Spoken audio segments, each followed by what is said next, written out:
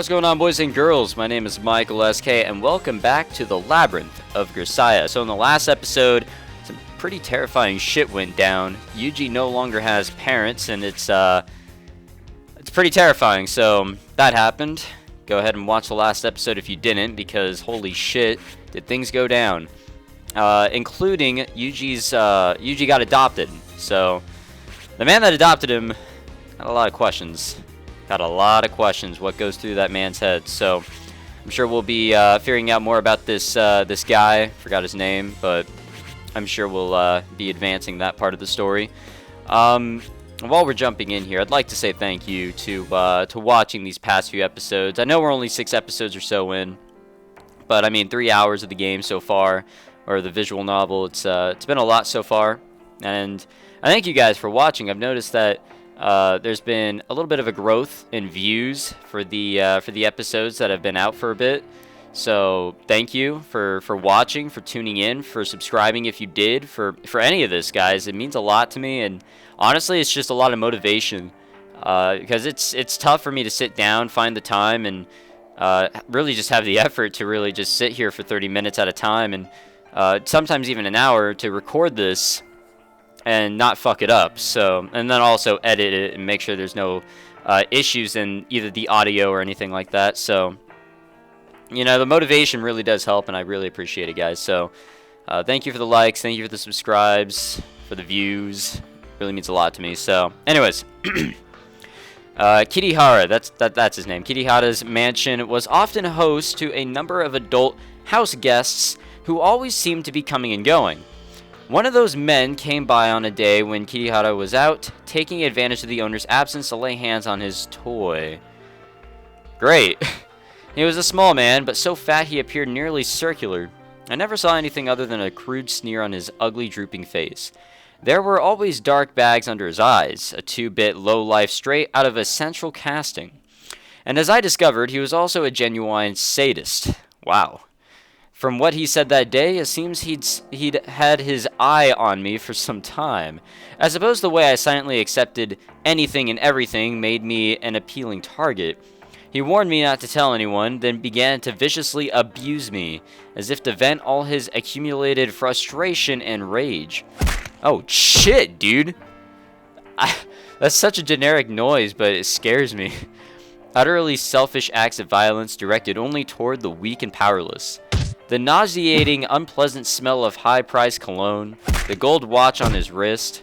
Everything about that man, everything he said and did and was, reminded me of my father. Rest in peace. Or not. The instant I realized that, memories began to flash before my eyes. I'd sealed it all away, made a conscious effort to forget. By deliberately emptying my mind, I had found a kind of peace, but that man violently pulled everything back to the surface. I don't remember what happened next very clearly. The man was breathing roughly, his face shining with greasy sweat. I reached out reflexively with my right hand, grabbed a nearby pen, and stabbed it into his eye. Jesus Christ! Holy shit! His scream rattled against my eardrums. It was a sound like the shriek of a pig on the slaughtering line, but I don't remember it inspiring any particular emotion. The only thing that mattered was the voice ringing out in my head. Kill. My entire body was burning with heat. Unable to endure it, I tore off the dress Kirihara had given me, then looked around the room. Isn't there anything in here that I can hit him with? Catching sight of a vase full of red flowers I couldn't even name, I dragged myself sluggishly off the ground and seized it with my right hand. Have to kill him. As the man writhed, in agony on the floor, clutching his ruined left eye with both hands, I struck his head with the vase. Fuck, dude. Coming in with these generic noises. The impact traveled through my arm and resounded pleasantly in my brain. It felt as if my heart itself was quivering. Basking in the sensation of hurting someone, I felt the corners of my mouth twitch upwards. A smile. Of course, I was smiling. Felt like a very long time since that had happened. At some point, I noticed the gentle tinkling of a music box. I turned toward the sound. Kirihara-re was standing at the door. Ugh. He just... I don't know, now that I see him, like, there's nothing fancy looking about him or interesting. It's just a man of a pervert. Or the look that of... Okay, never mind. I was gonna say the look of a pervert, but I said man, and I just made myself look like an idiot. So, when had he returned? I had killed one of Kirihara's guests. He might get angry at me at this time. Well, whatever happens, happens. I didn't care anymore. I just didn't care. As the music box's tune echoed against the walls, Kirihara took a piece of chocolate from his cigarette case, silently put it into his mouth, and glanced down at the man on the floor. For a moment, I couldn't understand the meaning of his question. I'd killed that man. I'd killed once again. My right arm had moved more easily the second time around. In any case, it was probably my turn next. Kirihara would kill me here and now. Oh well. What can you do? It's not like there was any point to my life in the first place, but for some reason, Kirihara was smiling, as if to say, look at the mess you've made. It was the half-hearted disapproval of a man whose beloved pet had stained the living room carpet. A wry, almost amused smile. Still sucking on his chocolate, Kirihara surveyed the chaotic interior of the room. When his gaze returned to me, standing there drenched in blood, he burst into... I don't know what the hell that is, laughter.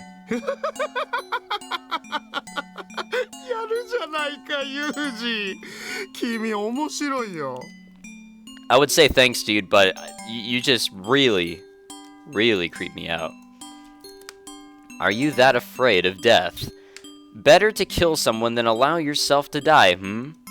Even with nothing to live for, you resist dying so strongly?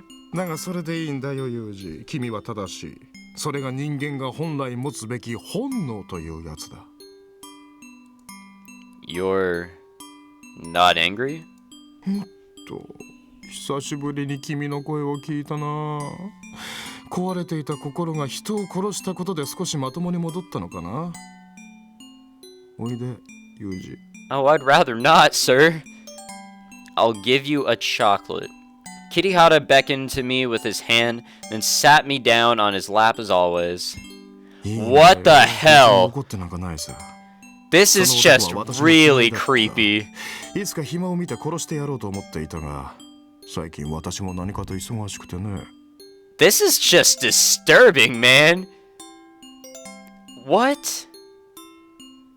Oh my god, man. そんな私の代わりに君が殺してくれたのだから、むしろよくやったと褒めてあげよう、ユージ。Well, I mean, this is just a disturbing scene. It's nothing that I need to censor. It's just, this is really creepy. The man was smiling. There was real joy in his face. It was the irrepressible glee of a man who discovered an unexpected use for a toy he thought purely ornamental. My bad. よし、ユージ、もっと勉強をしよう。きっと君は誰よりも優秀な道具になれるよ。No, now we're a tool, not a toy. A superior tool? そう。正しきものが正しく鍛え上げれば、君は立派に役に立つ。How did we get adopted by this man? それとも、このまま愛玩動物のように生きていく方が気楽でいいかい？ I don't know. だよね、君にはわからない。まあそういう風にしたのは私なんだが。どうせ生きてるのか死んでるのかもわからないような命じゃないか。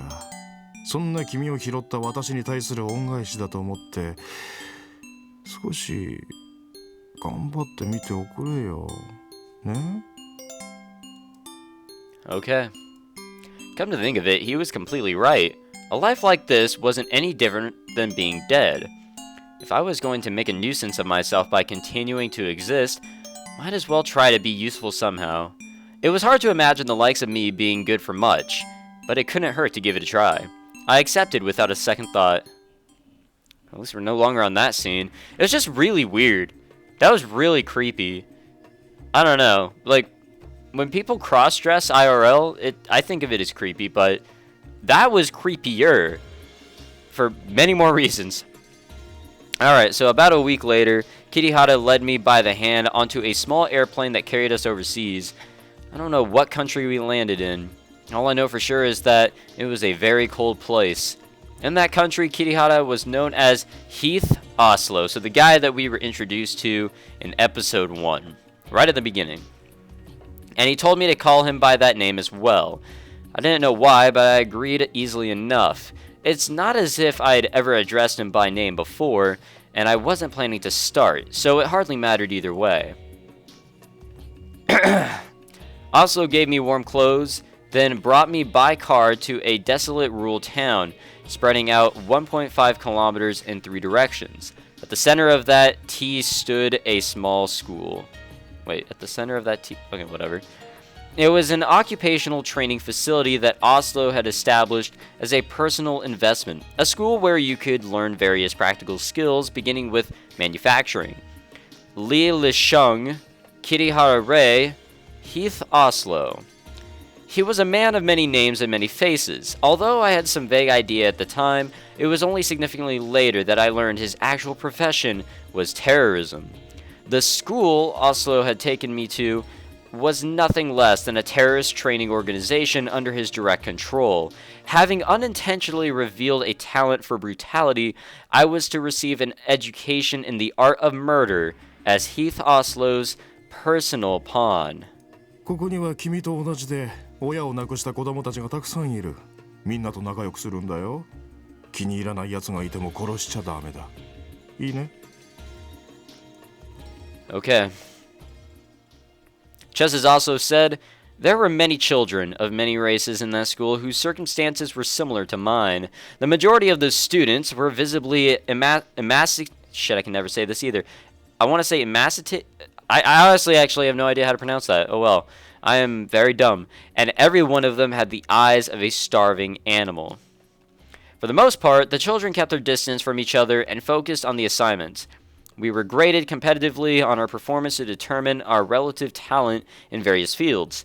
Our initial instruction in the use of machine tools wasn't so different from what you'd get in a real vocational school, but it wasn't long before they started us on a brutal physical training regimen. By the time we began learning how to make pipe bombs from easily obtained materials, it was more obvious than ever that this wasn't a normal place. 学校は楽しいかい? Yeah. Wait, what the fuck? You weren't supposed to say that. Yes. As ever, Oslo was busily flying around the world, but he occasionally made time to drop by and check up on me. I was Heath Oslo's pet, and there were more than a few people who begrudged me that position. In any group, those who are singled out as special will earn their share of envy, no matter what the circumstances. I could understand the feeling. I'd felt the same way about the attention Kazuki earned within our family. That tension within with my classmates sometimes even led to unprovoked outbursts of violence, but I had no choice other than to passively accept the situation. And this is one bland area. Within an organized group, any individual's failures are everyone's responsibility. A poor performance inconveniences everyone around you. Incompetence won't win you many friends.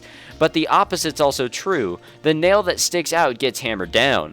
When it came to our training, I definitely wasn't in the former category. Since this was all I had, the only thing I was good for, I was able to concentrate fiercely on any task. And I think my results were always at least respectable.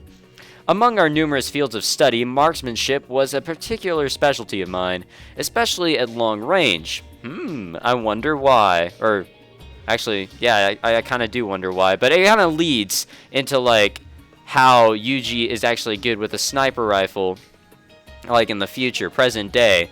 That's what I was trying to get at. I actually really don't care how he's good at this. It's just, I guess this is the origin. When we trained at sniping using assault rifles, I'd sometimes earn the top daily score. I could do most things if I tried hard enough, and I always tried hard. But that only added to the antipathy the others felt for me. After all, it was a school full of people who'd fallen out of society, misshapen puzzle pieces with no place in the world. In that place, the successful always inspired jealousy and hatred. Don't get full of yourself just because Oslo likes you. Rather than saying it out loud, my classmates communicated their message by taking advantage of our training to harass me. Sniping? So what? The gun's doing all the work for you. When it was time for hand-to-hand combat training, my opponents lunged at me as soon as the instructor shouted begin, each attack an embodiment of their spite. At the time, I was inexperienced and extremely nervous. My opponents' determined and confident movements made them appear larger than they were. Often, I misjudged their approach and took a heavy body blow right off the bat.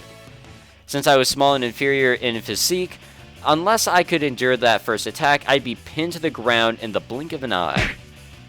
Even worse was the time my opponent feigned a body blow and went for an elbow to the face. Jesus Christ. When the thud of impact registered, stars exploded before my eyes, and my vision shut off as if someone had thrown a switch. I had time to realize I was in deep trouble, but my brain was too busy rattling around my skull to think up a plan B. Hazily holding on to consciousness, fighting to stay standing, I was rewarded by my opponent taking hold of my head and smacking his knee into my face like some pro wrestler landing a finishing move. Dear God, this place is brutal. The people here are brutal. Oh my God. The shock shot through my head like a bullet. By the time I realized the trouble I was in, I was already feeling the ground against my cheek. And with the strange sensation of sand pushing its way into my ear hole, I realized that my opponent was grinding his foot down onto my head. As my skull creaked under my classmates' shoe, our instructor finally stepped in to halt the match. After temporarily separating us, he asked if I could continue, a question to which there was only one possible answer. I stood up, wiping the blood dripping from my nose with the back of my hand. I knew why I'd failed. I never should have tried to take his rush head on. When the instructor shouted begin for the second time, I quickly started throwing jabs I knew wouldn't hit, carefully measuring the distance between us, the equivalent of firing test shots to zero a rifle. Once I had a solid grasp of the space separating us, I began to move quickly around him, swaying from side to side, imitating a sniper unpredictably changing location after every shot. It was more effective than I'd hoped. Whether you're sniping or fist fighting, circling swiftly around a stationary central target makes it extremely hard for them to land an effective shot. I mixed feints into my pattern of attack, trying to create an opportunity to close the distance, but my opponent was much larger than me. His reach was too long. I was basically pointing a handgun at a cannon. If he landed a single solid punch on me before I got in range, my advantage would instantly be reversed. Once he had me in a slugging match, nothing I could do would prevent a massacre. The best I could manage was to stay in constant motion, to keep myself from carelessly hesitating and taking that first fatal hit. Keep moving. Always stay diagonal to your opponent. It took a full week for me to learn those basic lessons, and even afterwards, I usually left the daily hand-to-hand sessions battered and bruised.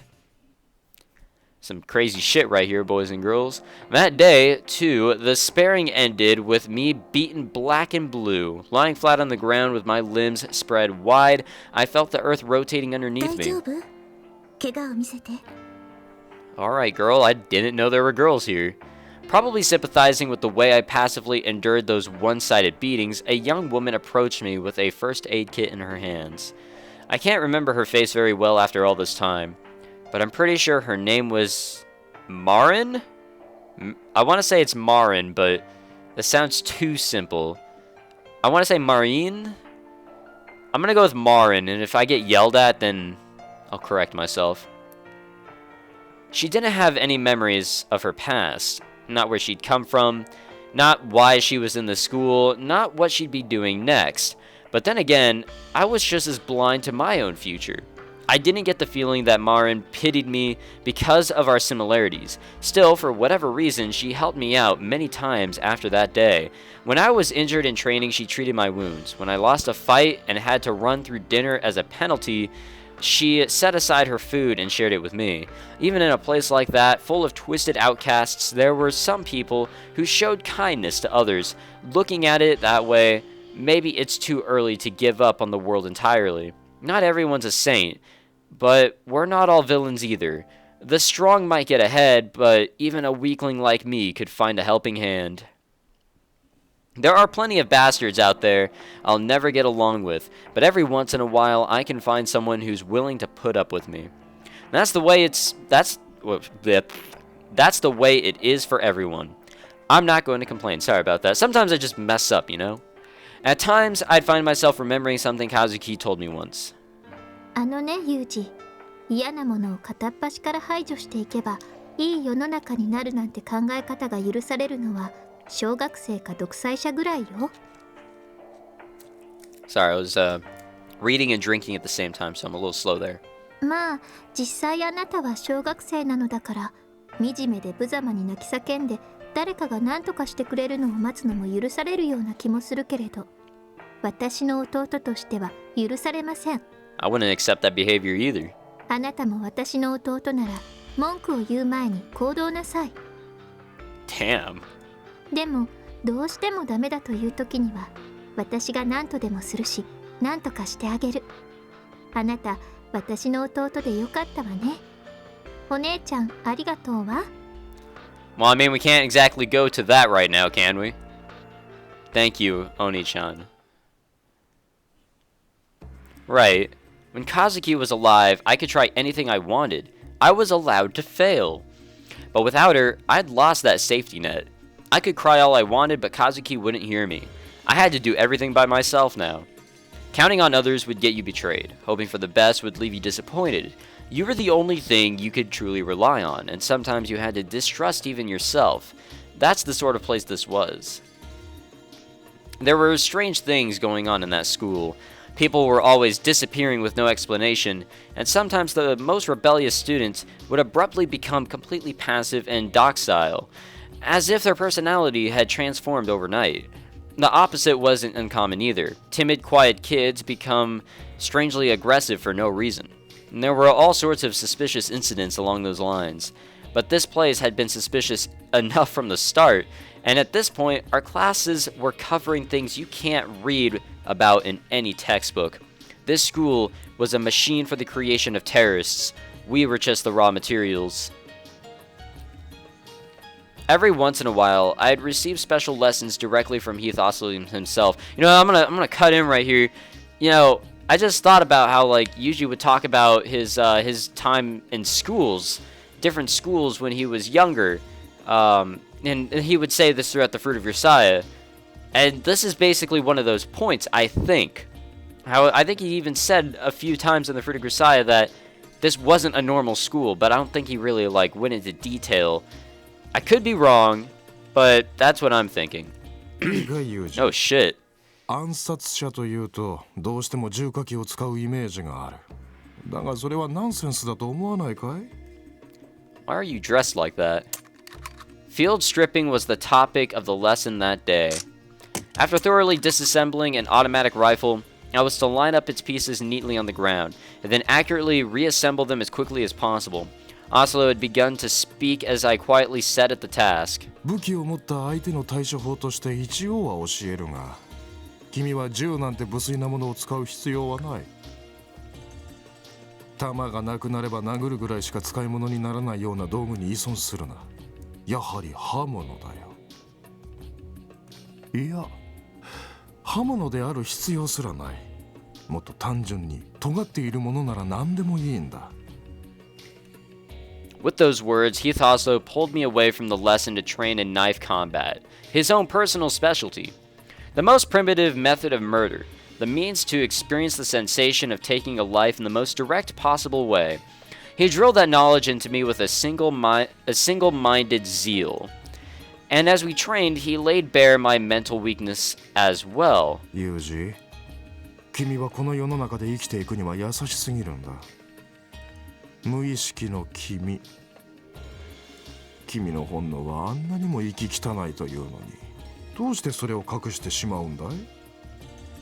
殺さなければ殺される。だから殺される前に殺す。それが唯一のルールだ。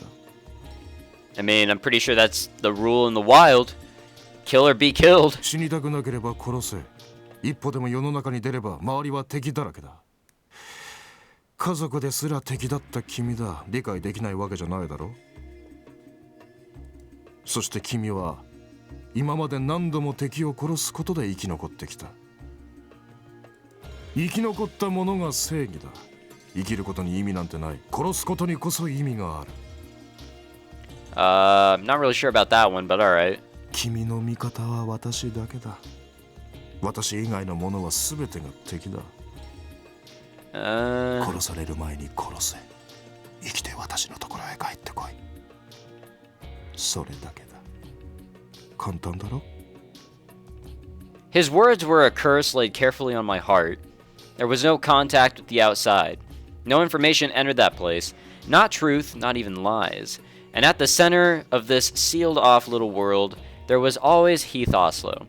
His words were absolute, unquestionable, and I was a faithful toy that moved mechanically in response to his orders. At some point, I began receiving experimental medications at a military research laboratory Oslo apparently owned. As I grew used to fending for myself in the harsh environment of the training camp, I grew stronger, tougher in mind and body, so he gave us some steroids, got it. In the mountain winter, I learned the rough fortitude of necessary to eat when there was no food to be had. From my lessons, I learned how to make bombs that couldn't easily be defused. I learned how to parachute and scuba dive so I could infiltrate any target under any circumstances. And locked inside a wooden box with nothing but a single cup of water, I learned how to endure suffering. When my battered body reached its limits, they used drugs to force me back to my feet. Killing people efficiently requires thorough knowledge of how the human body is constructed, so naturally my lessons also concluded the dissection of human corpses. Heath also seemed pleased with my efforts. Sorry about that. いいぞユージ。君は本当に可愛いやつだ。君のクズ親父と知り合ってよかったと本当にそう思うよ。君を手に入れてよかった、風見ユージ。君は最高だ。Yeah. Clapping his hands together, Oslo lavished praise on me. Being complimented made me happy. It might have been the first time I heard words like that from anyone other than my sister or mother. I'd never been praised by an adult man before. Not even once. Even my own father hadn't given me a single compliment. Before I knew it, I was fighting back tears. To be perfectly honest, Oslo's words had become a source of emotional support for me at the time. I wanted to be praised. With that simple motivation, I threw myself into my tasks. This was all I was good for. There wasn't anything else about me worth complimenting. It was the only way I could be useful. Not that I understood how I was being useful, or for what purpose. If I tried to think about it, my head would start hurting. Might have something to do with those new drugs Oslo was injecting me with. Whatever the case, after about 6 months of that school, I was no longer worrying myself too much about the details. 風見ユージの成績がいいようだね。